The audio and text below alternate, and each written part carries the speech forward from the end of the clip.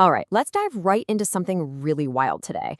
We're going to explore a radical theory from a document called the Scientific Indictment, and it suggests that the universe itself, well, it's basically a giant hard drive that records absolutely everything. So let's just start with a huge what if. Just imagine for a second that nothing is ever truly lost. Every single thing that happens, every idea you have, every action you take, it's all permanently burned into the very fabric of reality. What would that even mean? There is this ancient idea of a universal library of knowledge, sometimes called the Akashic Records. Well, our source material takes that concept and gives it a pretty stunning twist. It argues this isn't some mystical belief. It's actually a direct consequence of modern physics. And that's exactly what we're going to unpack. So how could this even work? What's the actual hardware for this cosmic memory system? Well, the theory points to something called the zero-point field. And it says this field is the literal storage medium for the entire universe. Now, I know what you might be thinking. This sounds like science fiction, right? But the source actually grounds this whole idea in established physics. The zero-point field, or ZPF, is a real prediction from quantum mechanics. It comes right out of the Heisenberg uncertainty principle, which basically says you can never have total stillness. There's always this minimum, background hum of energy vibrating everywhere. So what is this thing? You can think of the ZPS as this ocean of background energy that fills absolutely everything. Even in what we'd call a perfect vacuum, at the coldest temperature possible, this seething cauldron of energy is still there. It's the baseline of the entire universe.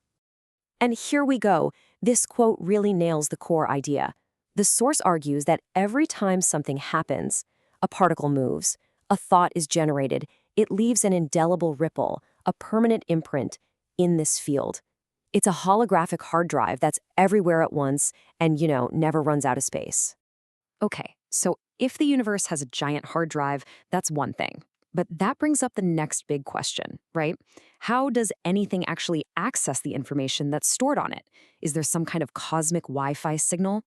Well, according to this theory, the answer is a big yes, and it's called Morphic Resonance. This idea, which comes from biologist Rupert Sheldrake, suggests that all systems, from crystals forming to animals learning, are shaped by these invisible fields that hold a kind of collective memory. And this is where it gets really interesting. Take Sheldrake's classic example with rats in a maze. First, one group of rats learns a brand new maze. As they do, they supposedly create a new morphic field, a kind of blueprint for that skill. And then, get this, subsequent generations of rats, even on the other side of the world with zero physical connection, start learning that same maze faster. It's like they're tuning in and downloading the solution.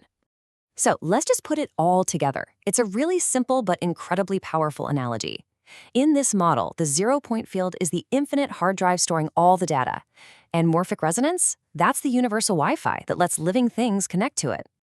Now, if all of that is true, it leads to a conclusion that completely flips our understanding of ourselves, and specifically, what our brain is actually doing.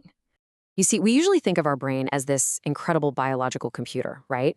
It creates our consciousness, it stores all our memories right there inside our head. But this model says, nope, that's not it at all. It suggests the brain isn't a hard drive, it's a transceiver. It's a biological antenna that receives consciousness and accesses memories from that universal field. Let that sink in for a second. Your memories, they aren't actually in your brain. Your brain is just the device, the tuning dial, that's able to resonate with the specific frequency of a memory that's already stored out there in the zero-point field. And this is where the theory takes a pretty dramatic turn. Because if this universal information field is real, and if we're all constantly connected to it, then that system becomes the single most important asset in the entire universe. The source document basically asks this critical question. If this vast, interconnected network really does exist, containing the sum total of all knowledge and all experience, then what would be the ultimate form of power? Well, the theory's answer is simple: controlling that network.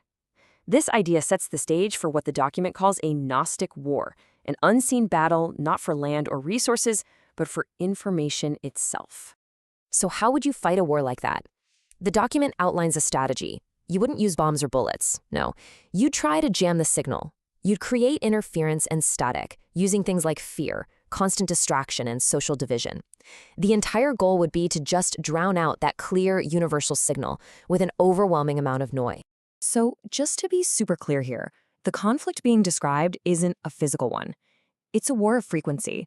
It's a battle between a coherent, clear signal and a whole lot of chaotic static. And you know where the battlefield is? It's your own consciousness. And that leaves us with a final, pretty provocative thought from this whole framework. In a world that's presented as this constant battle between signal and noise, between clarity and static, what frequency are you choosing to tune your antenna to?